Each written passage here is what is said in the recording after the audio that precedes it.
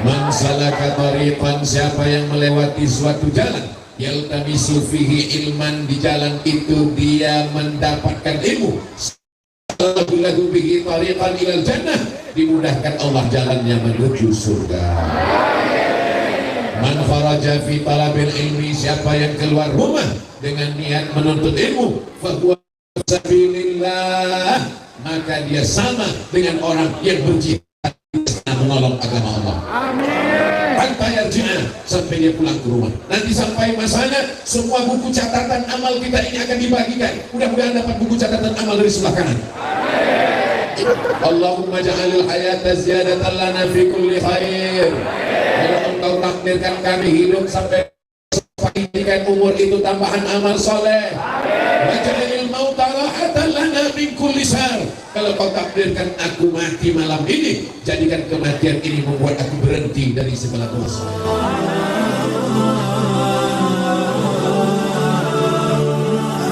Orang beriman tidak pernah berkecil hati kalau dia mati. Kenapa? Andai Abdul Somad mati malam ini, besok pagi dia sudah tidak ada dosa. Pagi dia sudah tidak ada dosa lagi, insya Allah. Amin. Jamaah sampai naik ke atas pulang.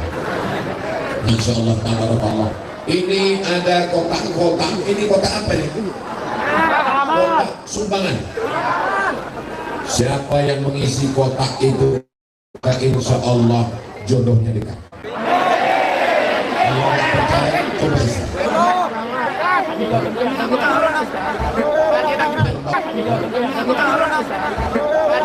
Bawa kotak langsung.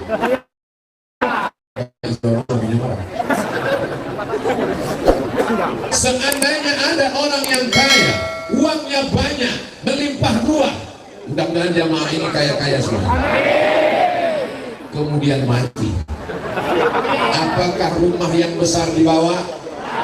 Apakah mobil yang besar dibawa? Apakah istri yang besar dibawa? Tidak ada yang dibawa. Makanya orang-orang mati itu ketika ditanya oleh malaikat, ditanya oleh Allah, hai jenazah-jenazah,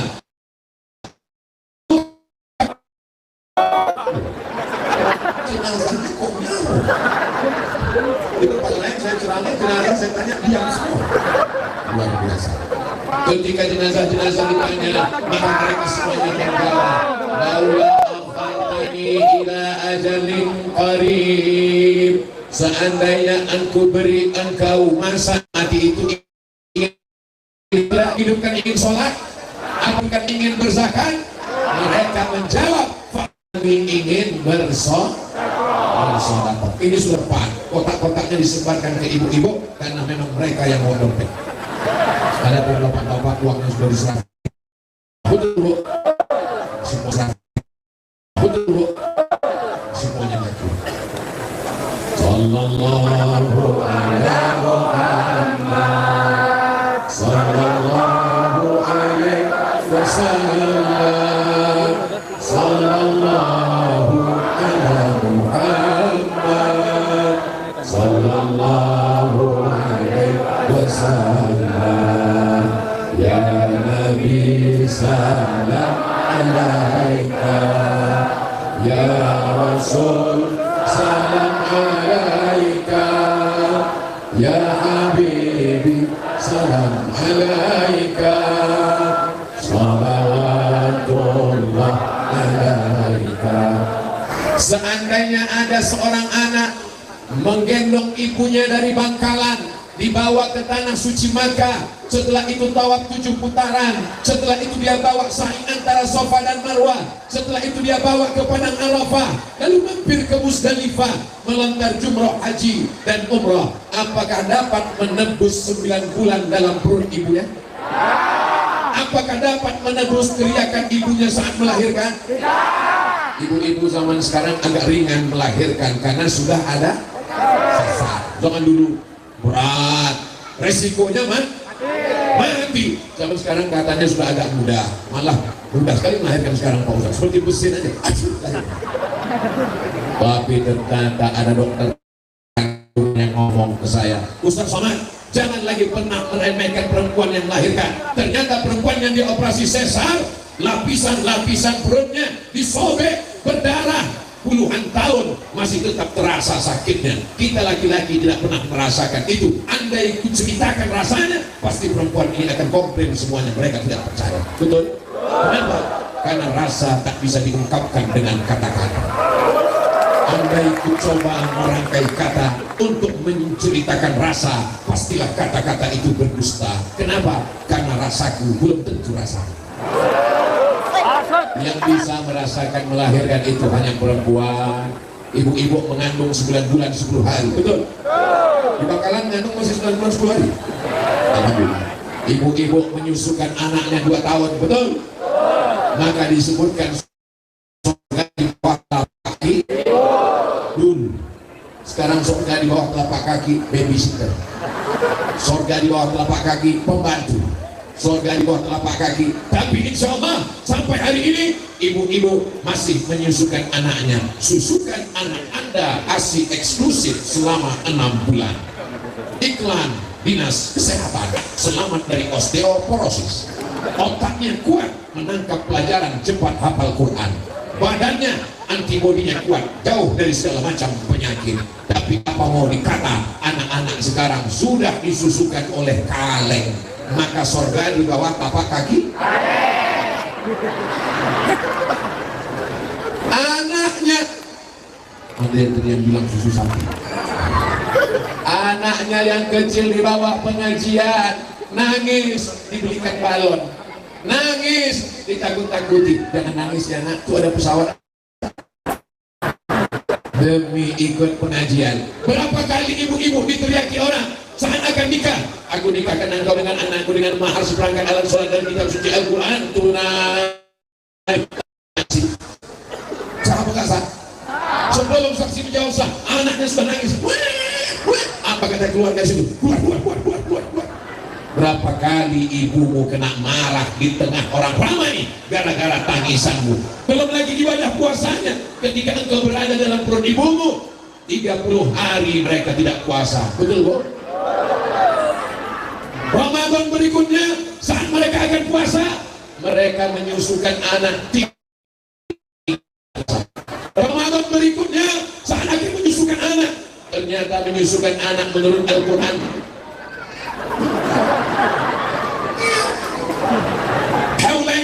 Kamilah ini 2 tahun yang sempurna dalam 30 hari gak puasa, menyusukan 30 hari gak puasa, menyusukan 2 tahun 30 hari gak puasa. Untuk satu orang anak mereka berhutang puasa 90 hari lamanya. Mau puasa di tahun ketiga, adik mulai menyusu.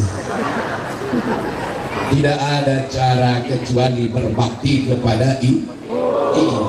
Makanya ketika seorang sahabat datang bertanya kepada Sayyidina wa Maulana wa Syafi'ina wa Sufrina wa Qurrati A'yunina Muhammad,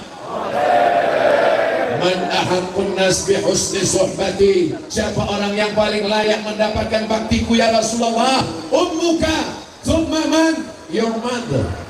Thumma man? Ibumu. Thumma man? Bapakmu.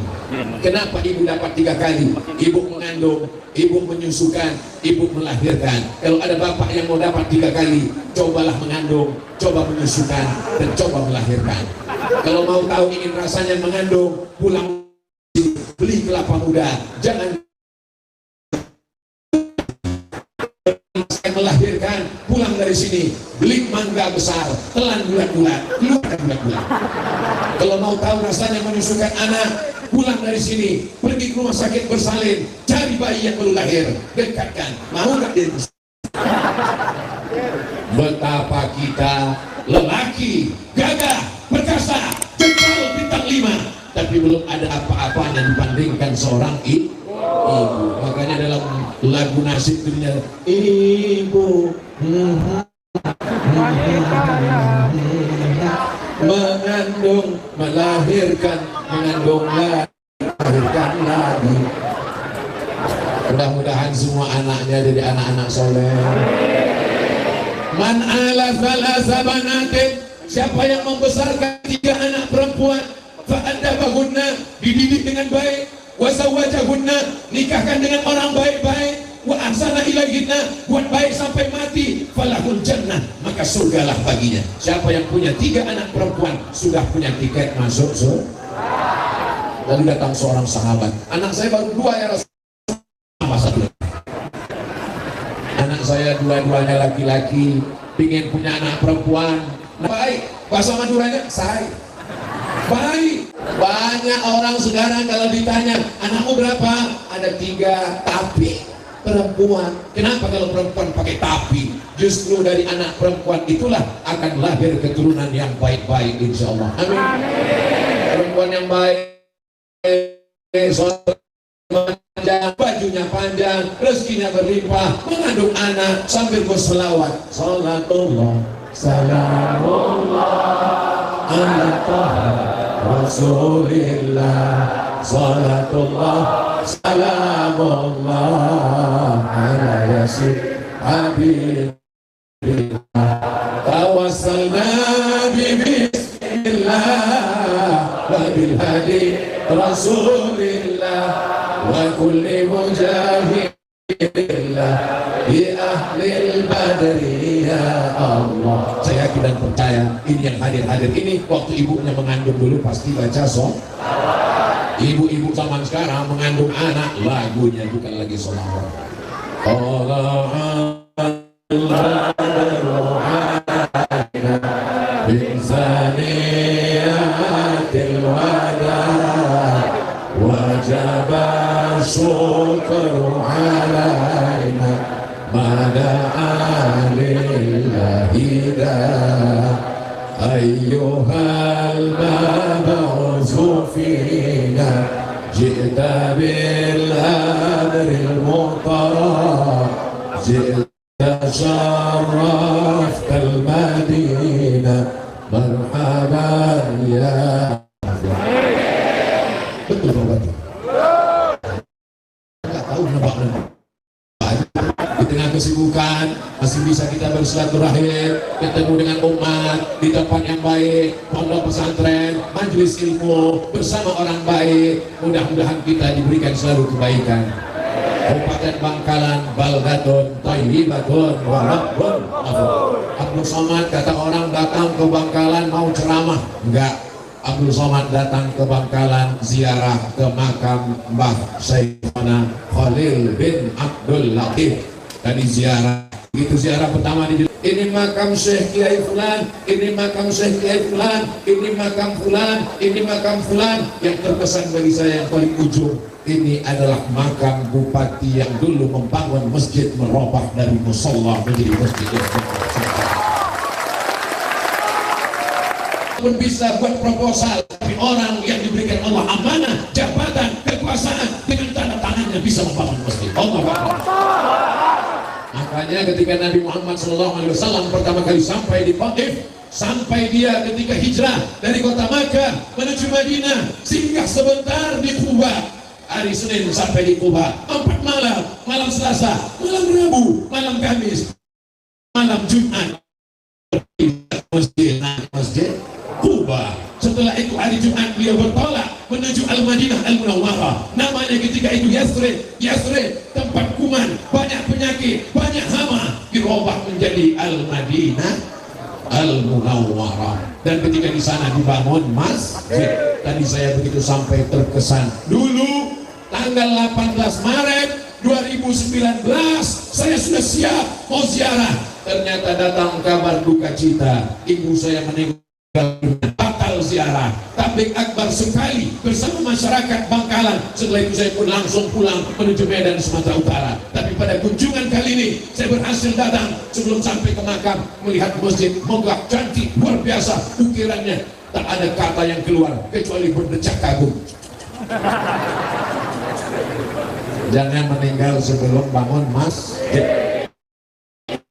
Ibumu bangunkan masjid sesuai namanya, Masjid Fatimah, Masjid Aisyah, Masjid Khadijah, Masjid Ibuku, Masjid My Mother, Masjid Emak, Masjid Empok. Itu sebagai tanda bakti. Setuju? Ibu-ibu setuju kalau anaknya nanti bakti bangun masjid? Amin ya Rabbal. Apakah kalau kita bangunkan masjid lalu kita dapat menebus teriakannya, sobek kulitnya, berdarah, meninggal dunia? Tidak dapat kau balas budi baiknya, tapi paling tidak menjadikan amal jariah untuknya insya Allah. Amin. Suatu ketika saya pergi ke Banjarmasin, di rumah jamaah, di depannya ada pintu gerbang, di pinggirnya ada satu rak, di situ ada disediakan air dingin, diikat pakai tali dari besi.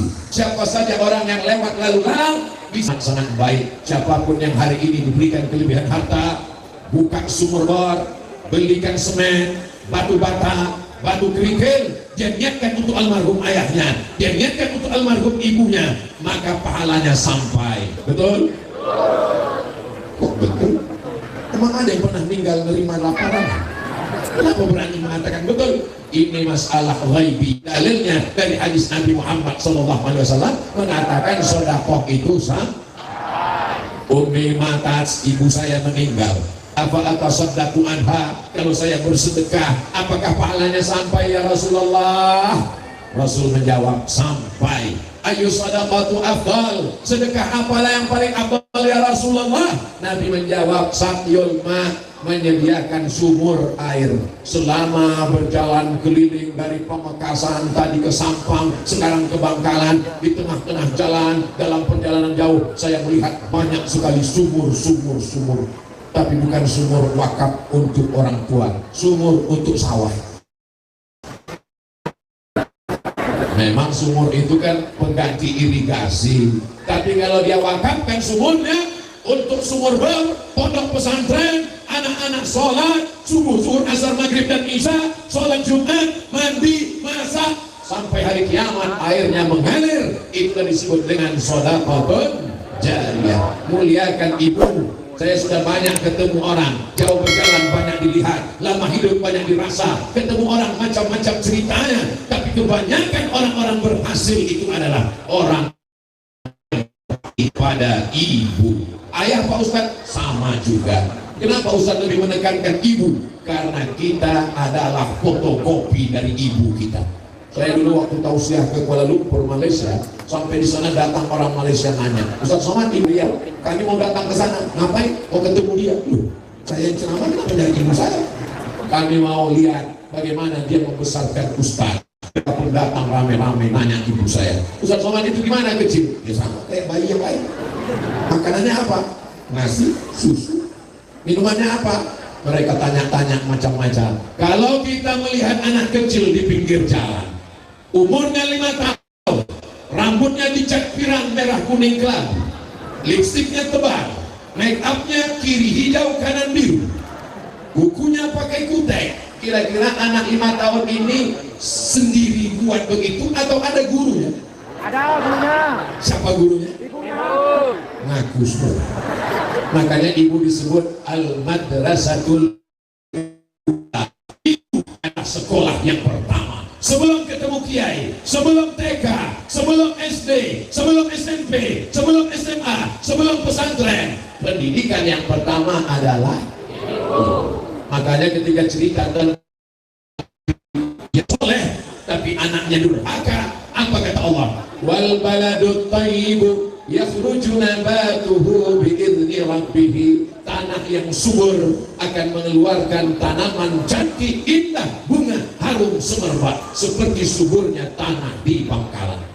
Dari mana Ustaz tahu tanah di Bangkalan ini subur? Nih bunga-bunga cantik tumbuh.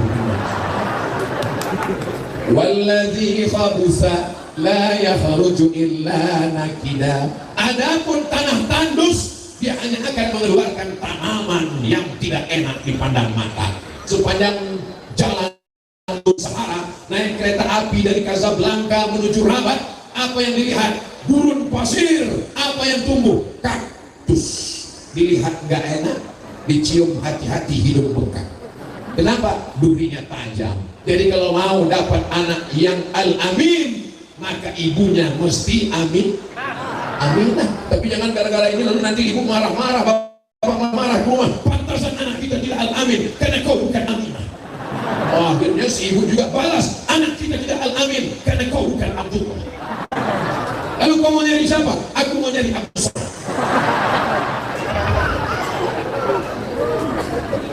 Insya Allah ini semuanya adalah aminah yang amanah membesarkan anak-anak. Dan Ismail adalah Abdullah. Ini adalah hamba Allah. Tidak satu pun dari saudaraku ini yang hamba tuyul. hamba Allah, hidupnya mengikuti kitabullah, hidupnya mengikuti sesuai sunnah Rasulullah, dibahagiakan bersama Sayyidul Anbiya wal Mursalin, Sayyidul Awwalin wal Akhirin, Sayyidul Thaqalain, Sayyidina wa Maulana Muhammadin wa ala alihi wa sahbihi ajma'in. Amin ya rabbal alamin.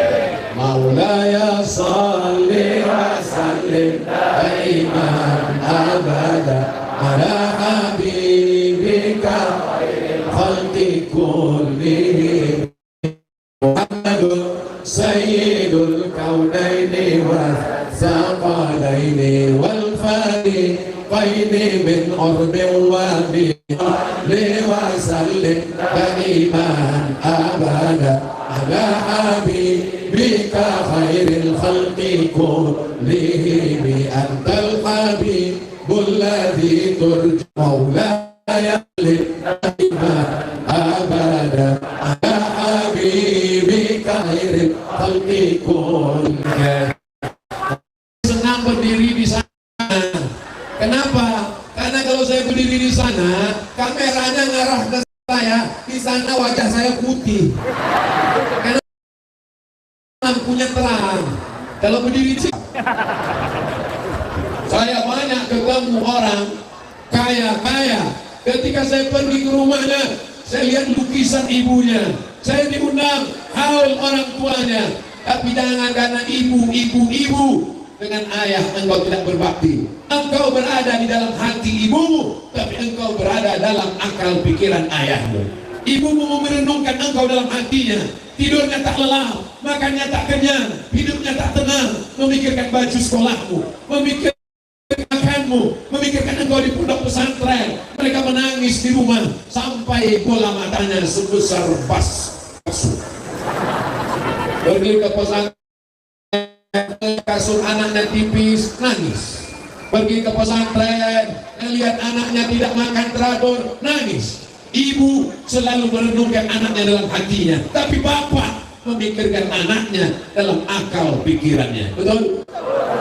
Maka kalau hati ibumu masuk ke dalam dirimu, otak akal bapakmu masuk ke dalam dirimu, kau berenung dengan hati ibu, kau berpikir dengan otak ayah, maka kau orang yang cerdas secara intelektual dan cerdas secara spiritual. Inilah kesempurnaan kasih sayang ayah dan ibu. Contohnya santri-santri yang ada di Darul Hasan, insyaallah. Amin ya rabbal alamin. Mau hadrah nasyid ada, mau pelatihan ada. Ustaz taunya dari mana? Saya dari tadi di atas.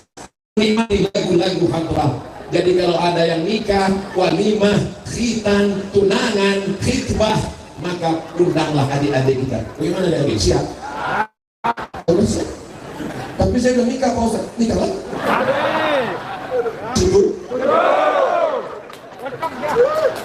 Ini adalah ibu-ibu yang insya Allah anak-anaknya menjadi pemimpin masa depan. Subhanallah yaum. Satu SMP, dia kelas 1 SMP di antara mereka yang akan menjadi pemimpin negeri ini. Amin. Adapun saya, kita yang sudah seperti tanaman yang awalnya hijau, setelah itu mengering, setelah itu layu, setelah itu mati. Saya agak-agak hijau, hampir-hampir kuning lagi. Setelah itu akan layu dan mati. Jadi kalau ada orang bertanya, Ustaz Somad ceramah jadwalnya jangan terlalu banyak, nanti kalau Ustaz mati mendadak gimana? Aku tidak khawatir. Kenapa? Karena anak-anak muda dari Pulau Madura akan melanjutkan tongkat estafet perjuangan. Siap membela NKRI, siap jaga persatuan, siap menyambut tongkat estafet masa depan. Takbir. Takbir itu untuk ngusir setan. Mana tahu ada yang boleh ngantuk-ngantuk. Kok ustadznya tiba-tiba jadi dua ya? Untuk ngusirnya di takbir. Makanya nanti kalau sholat Jumat ada jamaah yang ngantuk di sebelah, anu takbir. Allahu Akbar. Mana dalilnya? Ada bahwa takbir bisa ngusir Pak Ustaz? Hadisnya sahih, lihat dalam Sahih Al-Bukhari. Ketika azan dikumandangkan, Allahu Akbar, Allahu Akbar. Maka saat azan dikumandangkan, setan lari terbirit-birit sampai terkentut-kentut. Begitu punya hadisnya, wa alaihi duratun, dengan azan dikumandangkan. Jadi kalau ada orang yang ngantuk saat pengajian atau dia kerasukan setan, ada orang kerasukan, ketika dibacakan ayat kursi, Allahu la ilaha illa huwal hayyul la ta'khudhuhu sinatun lahu ma fis samawati. Dia bukan takut, malah ketawa. Maka salah satu adalah diazankan di telinga sebelah kanan, Allahu Akbar, Allahu Akbar. Maka insya Allah dia akan sadar. Dua kemungkinan, sadar karena azannya atau sadar karena kaget terkejut saking kuat suaranya. Tapi sekarang banyak anak-anak muda yang azannya mengkhawatirkan. Allah, dia yang azan, kita yang ragu. Ini kira-kira sampai ujung apa enggak? Khawatir jangan-jangan pas hayya 'alas shalah ingatlah. Itu tidak terjadi di Bangkalan. Amin. Itu tidak terjadi di Pulau Madura. Amin. Itu hanya terjadi di planet Mars dan pesawat UFO. Allahu Akbar. Berbakti kepada ibu sudah, berbakti kepada ayah sudah, tapi ada orang dia ayah yang pertama, alladzi waladaka, yang menikah dengan ibumu lalu dia jadi ayahmu. Yang kedua, alladzi zawwajaka ibnatahu, yang mempunyai anak gadis lalu dinikahkannya dengan kamu. Aku belum, Pak Ustaz, berarti kamu jomblo. Mudah-mudahan yang jomblo ketemu jodoh. Kemudian di majelis ilmu, pas nanti Ustaz Somad pulang, tiba-tiba kemudian wow, dosa-dosa. Tiba-tiba yang laki-laki nyari sendal, yang perempuan nyari sendal. Pas lagi nyari sendal tuh kepalanya kejeduk. Pas manggil sama-sama,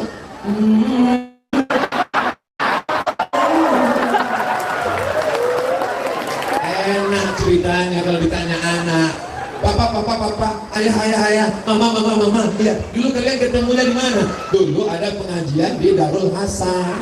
Kita catering ceramah namanya Ustaz Abdul Somad dari Pulau Sumatera, Riau. Sekarang Ustaz itu di mana, Mak? Udah meninggal. Bapakmu yang kedua yang menikahkan anaknya kepada kamu namanya Yang ketiga, di'allamaka, yang mengajarkanmu ilmu agama. Wa huwa afdaluhum, di antara tiga ayah ini dialah yang paling afdal. Siapa?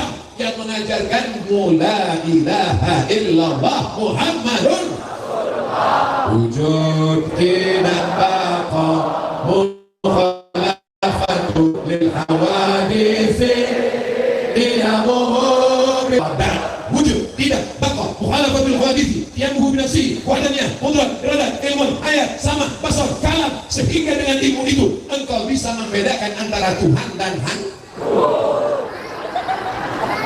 Sekarang banyak orang menyangka hantu dianggap Tuhan, Tuhan dianggap hantu, karena tidak bisa membedakan nafi la ilaha illallah, la ma'budu bihaqqin illallah, tidak ada yang disembah sebenar-benar sembahan kecuali Allah. La mahbuba bihaqqin illallah, tidak ada yang dikasihi, yang disayangi sebenar-benar cinta kecuali Allah Subhanahu wa ta'ala.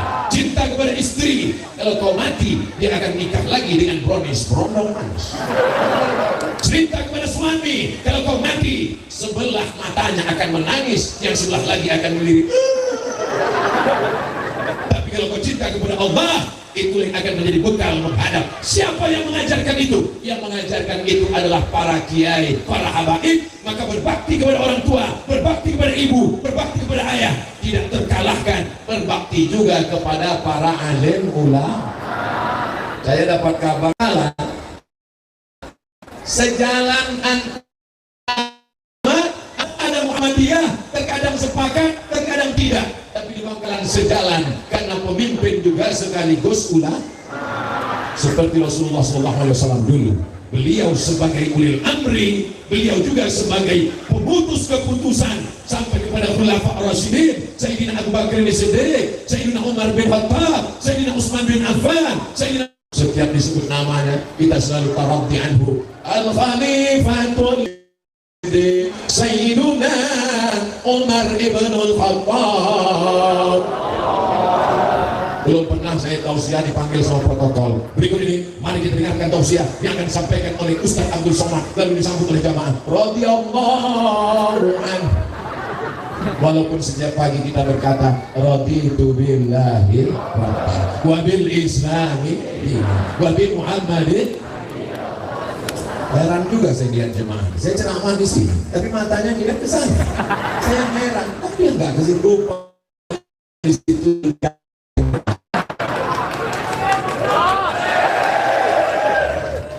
Allahumma arhamna bil Qur'an waj'alhu lana imama wa nuran wa hudan wa rahmah. Allahumma dhakkirna minhu ma nasina wa 'allimna minhu ma jahilna warzuqna tilawatahu ana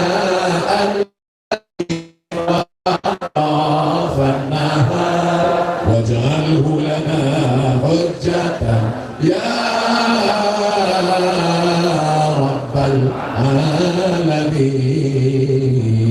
Begitu Al-Quran dibacakan oleh qori kita tadi dengan suaranya yang luar biasa dari awal sampai akhir mata saya lihat beliau. Apa yang Ustaz perhatikan? Lehernya sama dengan leher saya, mulutnya sama dengan mulut saya, tapi kenapa yang keluar beda?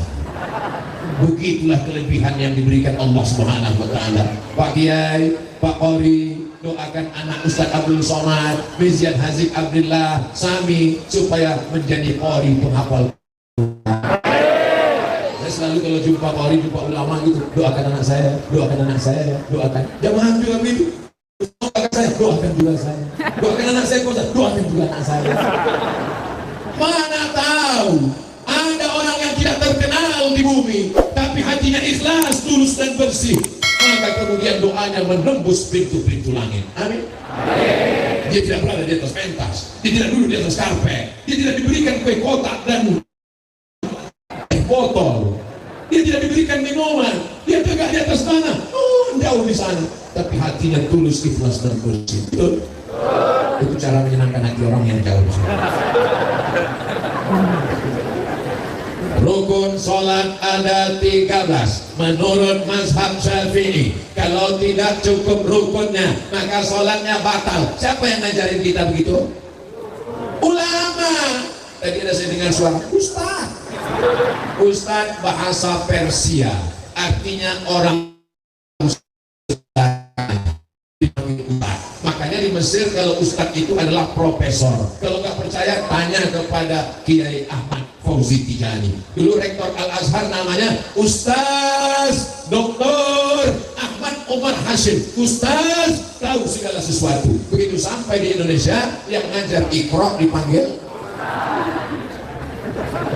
Lalu kenapa di Pulau Jawa dipanggil Kiai? Karena sebelum Islam datang, mereka memuliakan benda-benda. Keris mulia, tombak mulia, gending mulia, gong mulia. Lalu kemudian ketika Islam datang, maka berpindah kemuliaan benda kepada manusia. Itulah dia para alim ulama yang dimuliakan berdasarkan firman Allah, yarfa'illahu alladhina amanu minkum walladhina utul ilma darajat. Darajat tangga. Oh, nama suami saya Mama. Oh, darajat artinya anak tangga supaya naik ke atas. Makanya dalam hadis dikatakan, man shalla alayya salatan, siapa yang berselawat kepadaku satu kali, sallallahu alaihi biha asyra, Allah balas 10 kebaikan, wa utat anhu asyra sayyi'at, ditutupi 10 dosa dan kesalahan, wa rufi'at lahu asyra darajat, dinaikkan 10 darajat. Orang yang gak ngaji, Ustaz Somad katanya kalau selawat naik 10 darajat. Iya, darajat Celcius apa Fahrenheit? Darajat di situ tidak terkait dengan cuaca, tapi dia adalah darajat anak tangga kemuliaan makin dekat dengan surga dengan Nabi Muhammad sallallahu alaihi wasallam. Kami mencintaimu supaya kami masuk ke dalam surga dekat darajatnya dengan Nabi Muhammad sallallahu alaihi wasallam. Rasanya sudah cukup adil. 30 menit di tempat yang terang, 30 menit di tempat yang gelap. 30 menit wajahnya putih, 30 menit wajahnya agak hitamnya. Allahumma sholli. Assalamualaikum Ustaz. Waalaikumsalam. Kami pemuda Bajeman. Mohon maaf sebelumnya. Saya lagi jomblo. Bagaimana konsep memilih pasangan hidup menurut kita? Yang pertama, kalau kamu laki-laki, lihat dulu wajahnya. Yakinkan dia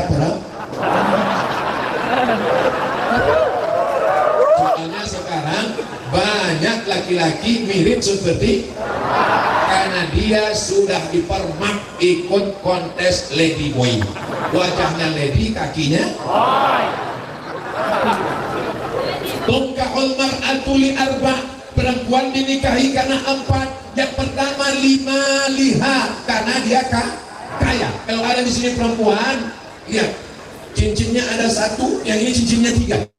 Yang kedua, wali hasabiha, karena keturunan. Yang satu darahnya merah golongan A, yang satu darahnya biru. Pilih yang mana? Jangan yang biru, payah nyari donatur. Anak kiai, anak ulama, bangsawan. Tahu arti bangsawan? Bangsa yang hidup. Kalau dia minum kopi, kelihatan mengalir. Itu makanya perempuan cantik disuruh pakai cadar. Supaya apa? Supaya supir angkot nggak tabrakan di pinggir jalan. Yang keempat, tapi jangan lupa ada catatan di ujung. Fasfar bidzatid taribat yadaka. Kalau kau lihat agamanya, maka engkau akan selamat. Tiba-tiba datang mahasiswa menemui saya. Assalamualaikum Ustaz. Waalaikumsalam. Kemarin Ustaz ceramah katanya kalau mau nikah cari 4, karena hartanya, karena keturunannya, karena nasabnya, karena cantiknya, karena agamanya. Betul. Tolong Ustaz carikan saya yang ada 4-4-nya. Kalau ada 4-4-nya, ngapain saya kasih ke kamu? Tolong nanti sebelum diupload yang bagian ini jangan diupload. Takutnya didengar orang. Pak Ustaz, saya ini orangnya gak dipercaya orang. Jangan minang perempuan petantang petenteng kepedean datang sendiri. Assalamualaikum Bapak calon mertua, apa kabar? Atau ada adab istri Muhammad Hasan, ajak Kiai Ahmad Fauzi Tijani, jangan ajak Pak Bupati Jos. Nanti mereka yang akan berikan mukadimah untuk kamu siapa berani-berani sini mau minang anak saya. Tapi kalau kamu bawa Kiai, Pak Kiai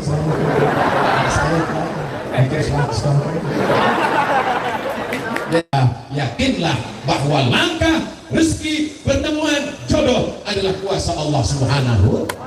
Tapi tetap ada usaha dan ikhtiar. Jangan karena Ustaz Somad bilang langkah rezeki jodoh pertemuan kuasa Allah, pasti tanya kamu udah usaha, serahkan pada Allah. Mana tahu nanti ada anak ibu ketika ditanya jodoh, kamu kok belum nikah juga? Katanya Ramadan udah lewat 3 kali kok masih bangunnya pakai dibangunkan mercon. Terus dia jawab sesuai dengan ceramah Ustaz Somad, langkah rezeki pertemuan jodoh kuasa Allah. Ibu jangan marah, diam aja. Nanti pas jam 12 jam 1 dia nanya, ada makanan kuasa Allah. Mesti ada usaha, tapi bukan pacaran. Jangan pacaran. Adik-adikku, anak-anakku yang perempuan, aku memandang kalian bukan sebagai objek. Kalian adalah adikku, kalian adalah anakku. Jangan pacaran, karena kalau nanti kalian dibawa pakai motor, masuk angin, gembong, yang rugi laki-laki apa perempuan? Akad nikah, majelis yang paling sakral, paling suci. Buktinya adalah majelis yang paling bersih. Aku nikahkan engkau dengan anakku dengan mahar sebentuk cincin emas tunai. Haru orang tua. Sekarang banyak orang tua mengakadkan anaknya dalam keadaan marah. Aku nikahkan engkau dengan anakku.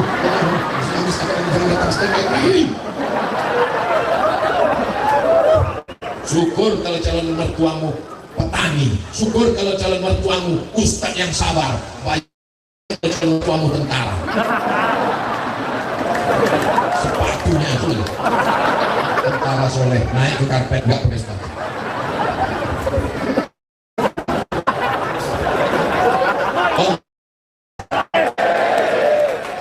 Apakah harus dimandikan ulang? Apa ceritanya?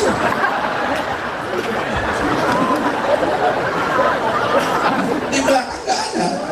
lihat ada tulisan di belakang, tulisannya Yayasan 17 Mei 2022. Sudah tiba ada mandi ulang. Sama. Meninggal ya. Habis meninggal dimandikan. Setelah dimandikan dikuburkan. Habis itu dia ngetok, belum mati. Habis itu dia tangan lagi ke atas. Habis itu setelah makan siang mati. Apakah dia dimandikan lagi atau enggak dimandikan? Maka dimandikan lagi. Kenapa? Karena mati itu cuma satu kali. Terus kematian yang pertama tadi itu apa namanya? Gladi kotor. Kullu nafsin dha'iqatul maut. Merasakan mati sekali. Lalu mati yang pertama tadi itu apa? Mati suri. Maka kalau ada orang meninggal, pastikan bahwa dia benar-benar mati. Keluar surat mati dari rumah saya. Sepanjang saya tausiah, baru begini pertanyaan berkualitas. Memang masyarakat Bangka ini ngaji. Lain pertanyaannya gak berkualitas banget. Ustaz Somad, bumi ini bulan apa petak? Ustaz Somad, Nabi Adam nikah dengan Siti Hawa, Pak Kuahnya siapa ya? Capek dong. Gimana menurut Ustaz tentang jamaah tabligh? Sebetulnya yang nyebut mereka jamaah tabligh itu bukan mereka. Mereka nggak pernah nyebut dirinya jamaah tabligh. Tapi karena dia selalu menyampaikan ayat Quran, menyampaikan hadis Nabi, orang yang menyampaikan ayat Quran, hadis Nabi itu nama perbuatannya tabligh. Orangnya namanya mubaligh. Lalu kemudian orang mengatakan, itu jamaah apa? Jamaah tabligh. Jadi ada juga orang mengatakan, itu jamaah apa? Itu nama APJ.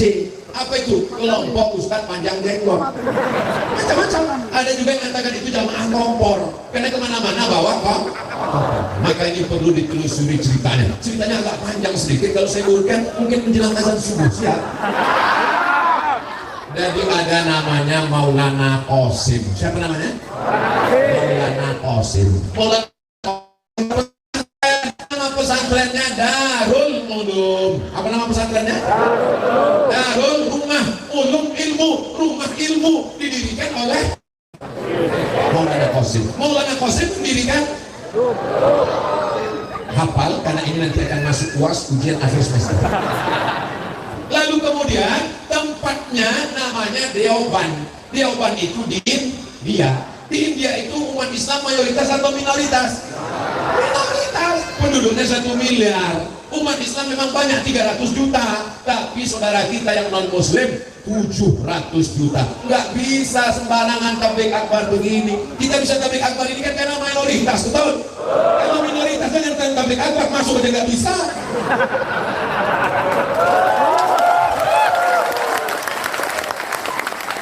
Kalau belum mufan ini sejahtera menuju.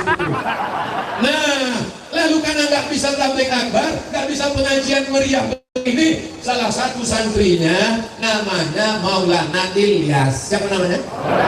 Maulana Ilyas ini pusing memikirkan umat, banyak yang di taman Raudhah selama 8 bulan. Akhirnya dia mimpi ketemu dengan Rasulullah SAW.